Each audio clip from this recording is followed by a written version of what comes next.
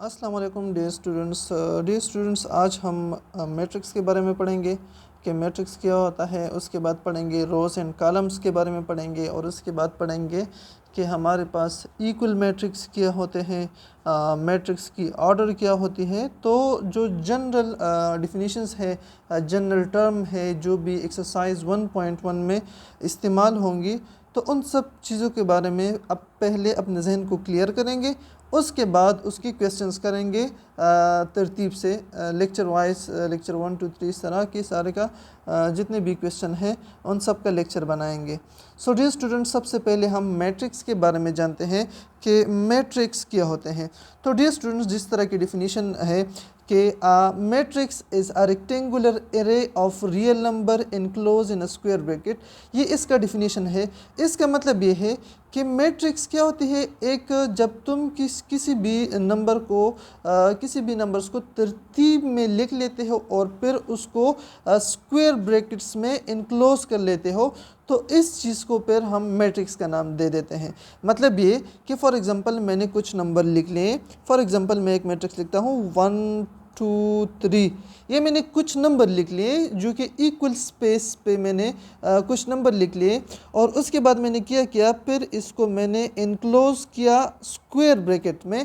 तो इसको मैं मैट्रिक्स कहूँगा कि ये मेरे पास मैट्रिक्स है। फॉर एग्ज़ाम्पल अगर अब मैं इस तरह कर लूँ कि मैं कुछ नंबर लिखूँ लेकिन उसमें तरतीब ना दूँ। फॉर एग्ज़ाम्पल मैं एक नंबर लिखता हूँ 1 2 और इधर मैंने 3 लिख लिया, लेकिन मैंने क्या मैंने ऊपर एक तरतीब से दो नंबर लिखे इक्वल स्पेस पे 1 और 2, और बिल्कुल उसी के नीचे मैंने एक नंबर लिख लिया लेकिन एक का जगह खाली छोड़ दिया। तो मैंने ये जो जगह है ये फिल नहीं किया, तो फिर मैं इसको मैट्रिक्स नहीं कहूँगा, क्योंकि ये क्या नहीं है, ये बिल्कुल तरतीब से नहीं है, इसमें अरेंजमेंट नहीं है, अरेंजमेंट। ठीक है, तो मैट्रिक्स क्या है? A matrix is a rectangular array, array से मुराद अरेंजमेंट ऑफ रियल नंबर, मतलब तुम किसी भी रियल नंबर को एक ख़ास तरतीब से लिख लो और उसके बाद स्क्वायर ब्रैकेट में इसको इनक्लोज कर लो। ठीक है, तो इसको हम मैट्रिक्स कहेंगे। ठीक है डियर स्टूडेंट्स, ओके। अभी हम आते हैं रोज़ एंड कॉलम की तरफ कि रोज़ क्या होते हैं और कॉलम क्या होते हैं। तो डियर स्टूडेंट्स, ये हमारे पास एक मैट्रिक्स है, ये दूसरा मैट्रिक्स है, ये तीसरा मैट्रिक्स है और ये मैट्रिक्स नहीं है। रोज़ क्या होता है? जो हॉरिजॉन्टल मेंबर होते हैं मैट्रिक्स में, जो हॉरिजॉन्टली मेंबर जो रन करते हैं, इस तरतीब से जो हम इस मेंबर को लिख लेते हैं, तो इसको हम रोज़ कहते हैं। आप लोग स्कूल में जो असेंबली बनाते हो तो आप लोग रोज़ और कॉलम में खड़े होते हो ना, तो जो लंबी लाइन होती है इस तरह, इसको हम रो कहेंगे। और फिर आप कॉलम बनाते हो, उसमें इस तरह भी कुछ बच्चे खड़े होते हैं, ठीक है, इस तरतीब से खड़े होते हैं, तो इसको हम क्या कहेंगे? इसको हम कॉलम कहेंगे। ठीक है, रोज़ क्या होते हैं डिफिनीशन पढ़ते हैं, फिर एग्जांपल की मदद से अब समझते हैं। The rose of a matrix run horizontally, मतलब किसी भी मैट्रिक्स में जो हॉरिजॉन्टली रन करते हैं, जो नंबर हॉरिजॉन्टली हम इसको प्लेस करते हैं, रन करते हैं, उसको हम रोज कहेंगे। जैसे कि इस मैट्रिक्स में हमारे पास 3 रो है, ये रो नंबर 1, ये एक रो है, ठीक है, ये हमारे पास दूसरा रो है रो नंबर 2, और ये क्या है? तीसरा रो है। देखो हॉरिजॉन्टली मूव करते हैं, हॉरिजॉन्टल, इसको हम हॉरिजॉन्टल लाइन कहते हैं ना, ये हॉरिजॉन्टल लाइन है हमारे पास। ठीक है, जो इस तरह का लाइन ड्रॉ होती है इसको हम कहते हैं हॉरिजॉन्टल लाइन, और जो मेंबर इस तरह हमारे पास पड़े होंगे उसको हम कहेंगे कि हमारे पास रोज है। ठीक है जी स्टूडेंट्स। अच्छा, अब कॉलम की बारी आती है। The column of the matrix run vertically, जो हम वर्टिकल लाइन ड्रॉ करते हैं, इस तरह का लाइन जो ड्रॉ करते हैं, ये और ये, ठीक है, तो इस वर्टिकल मेंबर्स को हम क्या कहेंगे? जो वर्टिकली अरेंज हो उसको हम कॉलम कहेंगे। जैसे कि ये कॉलम नंबर फर्स्ट है, ये कॉलम नंबर सेकंड है, ये कॉलम नंबर थर्ड है। ठीक है डियर स्टूडेंट्स, तो ये हमारे पास रो हो गए जो हमारे पास हॉरिजॉन्टल मेंबर होते हैं, या हॉरिजॉन्टल लाइन जो आप कहते हो, और ये हमारे पास क्या हो गए? ये हमारे पास हो गए कॉलम्स। ठीक है, तो इस मैट्रिक्स में क्या है? इस मैट्रिक्स में हमारे पास 3 रो है और 3 कॉलम है। इधर देखें, इधर कितने रोज है? इधर हमारे पास 1 2 रोज है, और कितने कॉलम है? 1 2 2 कॉलम है, इधर 1 2 2 रो है और 1 2 3 और हमारे पास 3 कॉलम है। ठीक है डियर स्टूडेंट।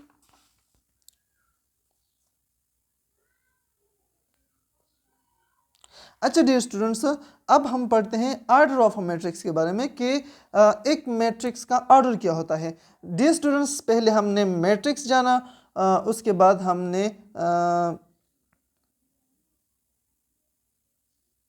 मैट्रिक्स नंबर मुझे यार, उसके बाद हमने रोज और कॉलम्स के बारे में पढ़ा कि रो क्या होते हैं और कॉलम क्या होते हैं। ठीक है डियर स्टूडेंट्स, अब हम ऑर्डर के बारे में पढ़ेंगे कि हमारे पास ऑर्डर क्या होते हैं। ठीक है डियर स्टूडेंट्स। अच्छा, ऑर्डर क्या होता है? A matrix with m rows and n column has order m cross n, या हम कह सकते हैं m बाय n।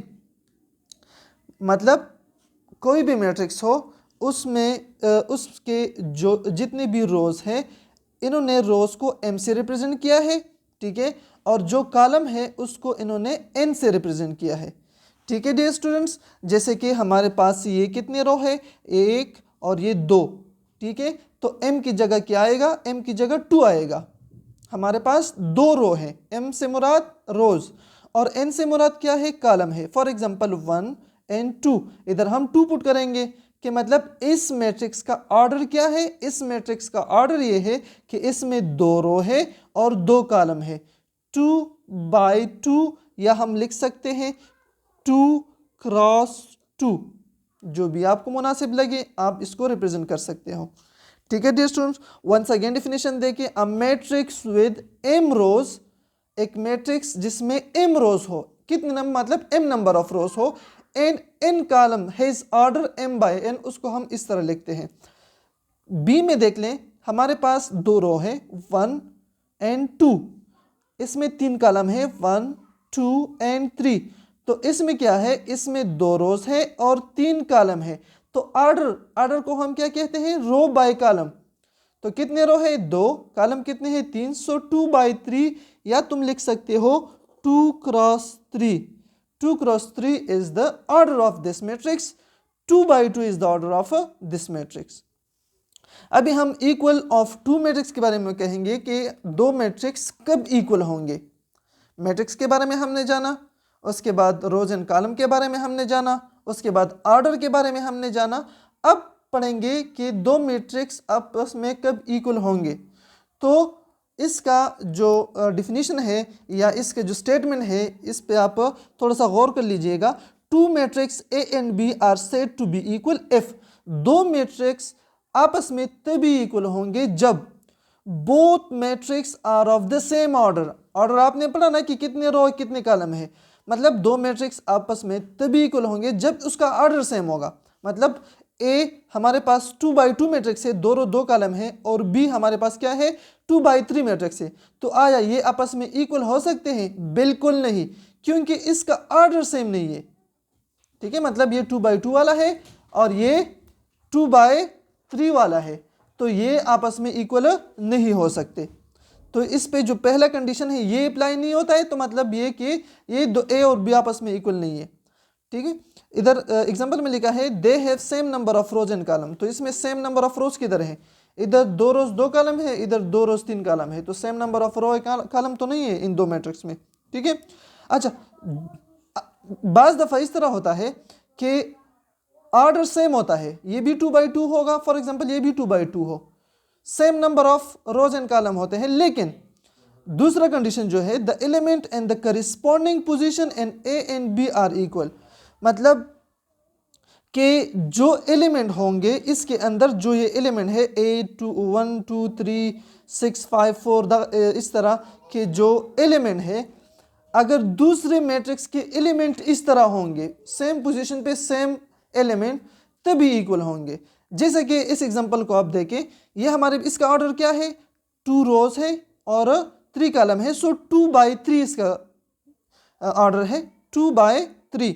इसका ऑर्डर क्या है? इसका ऑर्डर है एक रो, दूसरा रो 1 2 3, सो 2 रो और 3 कॉलम, इधर भी 2 रोज 3 कॉलम, इधर भी 2 रोज एंड 3 कॉलम। तो पहला कंडीशन तो सेटिस्फाई हो गया। Both matrix are of the same order. अभी देखते हैं the element in the corresponding position A and B are equal. आया इन दो मैट्रिक्स में जो एलिमेंट्स है जो करिस्पॉन्डिंग पोजीशन पे है, जैसे कि पहला एलिमेंट इधर, पहला एलिमेंट इधर, दूसरा एलिमेंट इधर, दूसरा एलिमेंट इधर, तीसरा एलिमेंट इधर, तीसरा एलिमेंट, ये चौथा इधर पांचवा इधर छठा इधर छठा। आया ये जो एलिमेंट है ये भी इक्वल है कि नहीं है? इधर 1 है इधर 1 है, बिल्कुल सेम है। इधर 2 है, इधर 1 + 1 2 है, बिल्कुल सेम है। इधर 3 है लेकिन इधर 12 divide by 4, 12 divide by 4 is equal to 12 by 4 is equal to same 3। So इधर भी 3 है, ये भी इक्वल है।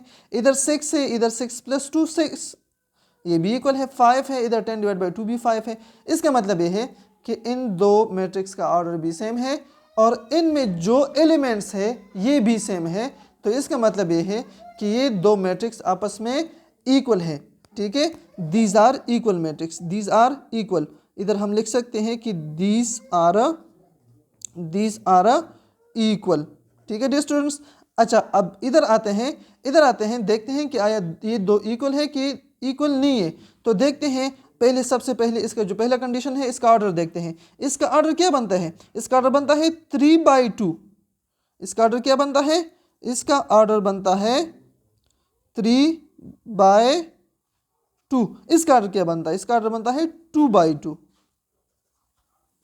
तो बिल्कुल जाहिर है पहला कंडीशन सेटिस्फाई नहीं हुआ। जब पहला कंडीशन सेटिस्फाई नहीं हुआ तो these are not equal, these are not equal.